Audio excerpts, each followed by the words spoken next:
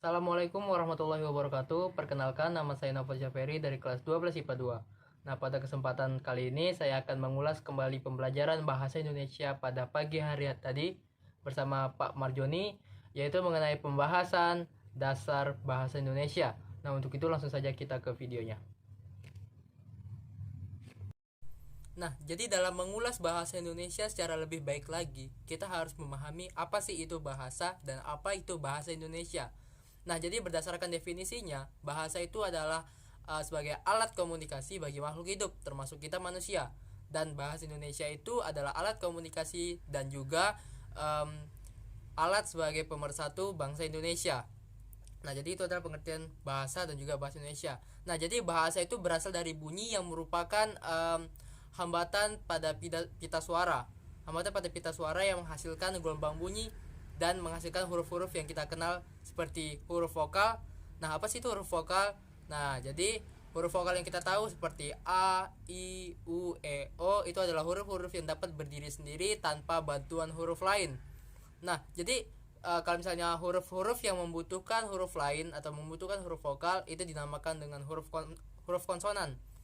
Nah, jadi kita sudah memahami juga apa sih itu huruf vokal dan juga huruf konsonan yang dihasilkan dari bunyi tadi, sehingga dapat kita ucapkan dengan jelas, teman-teman. Setelah memahami huruf vokal dan huruf konsonan tadi, nah kita akan menemukan yang namanya adalah kata. Nah, kata itu adalah gabungan dari huruf-huruf yang akan mempunyai makna dan juga arti. Nah, dari sini kita akan menemukan satu topik pembahasan baru, yaitu mengenai diksi. Diksi itu berdasarkan definisinya adalah pilihan kata yang menimbulkan nilai rasa. Nah, jadi pemilihan kata-kata yang baik pada sebuah kalimat juga harus diperhatikan dalam bahasa Indonesia. Contohnya saya mempunyai kalimat bapaknya si Fulan mati. Nah, itu berdasarkan makna itu tidak ada yang salah. Nah, tapi berdasarkan kaidah bahasa Indonesia yang baik dan benar, kata mati pada kalimat bapaknya si Fulan mati itu salah karena tidak tepat dan juga tidak sesuai diksinya. Jadi yang benar itu menggunakan kata meninggal. Bapaknya si Fulan meninggal. Jadi itu lebih cocok kayak gitu. Nah, jadi jika menggunakan kata mati itu lebih cocok diumpamakan ke hewan. Nah, contoh yang benar lainnya seperti para pahlawan yang wafat di medan perang atau yang gugur di medan perang. Nah, itu adalah salah satu contoh penggunaan diksi yang tepat.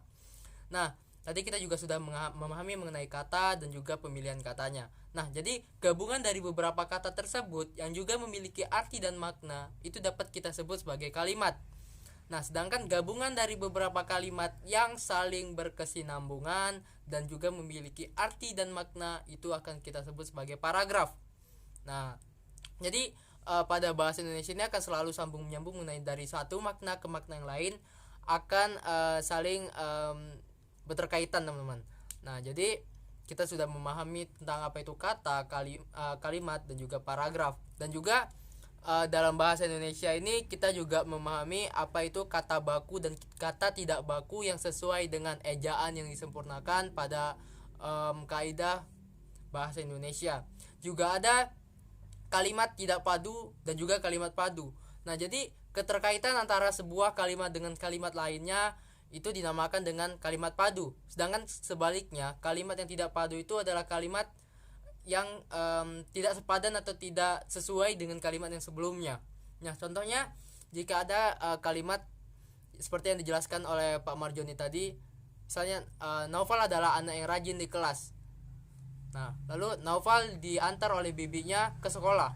Lalu kalimat yang ketiga, Naufal mengikuti pelajaran bahasa Indonesia bersama Pak Marjoni. Nah, kita bisa melihat bahwasanya di kalimat kedua, yaitu Naufal diantar dengan bibinya, itu tidak berkaitan dengan konteks bahwasanya Naufal adalah anak yang rajin. Nah, jadi kalimat nomor 2 ini tidak padu dan tidak sesuai dengan konteks yang diceritakan, teman-teman. Nah, jadi itu adalah contoh dari kalimat padu dan kalimat tidak padu. Nah, lalu dalam kelengkapan kalimat pada bahasa Indonesia itu selalu akan ada yang namanya subjek, predikat, objek, dan keterangan, dan tidak lupa dengan tanda baca di akhirnya. Nah, jadi apabila ada kalimat seperti yang dicontohkan juga tadi, ada Ani membeli sayur ke pasar. Nah, jadi secara kita lihat langsung kalimat ini sudah benar karena sudah ada subjek, predikat, objek, dan keterangannya. Nah, tetapi pada kalimat yang dicontohkan oleh Pak Marjoni tadi belum ada tanda bacanya, jadi belum bisa kita sebut sebagai kalimat. Nah, jadi untuk melengkapinya kita harus menambahkan tanda baca titik di akhir kalimat supaya kalimat tersebut lengkap. Nah, juga ada kalimat aktif dan kalimat pasif pada bahasa Indonesia, teman-teman. Nah, jadi apabila ada sebuah subjek yang melakukan pekerjaan atau yang dikenakan pekerjaan, itu yang dinamakan kalimat aktif. Nah, misalnya Gufron menyapu. Nah, itu adalah kalimat aktif. Sedangkan kalimat pasif adalah kebalikan dari kalimat aktif. Nah, jadi pada kalimat pasif ini objek yang dikenai pekerjaan. Nah, misalnya yang dikenai oleh pekerjaan, ya.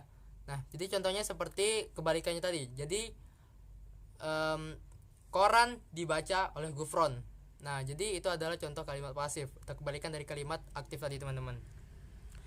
Nah, jadi itu adalah salah satu unsur dari bahasa Indonesia, yaitu kalimat aktif dan kalimat pasif.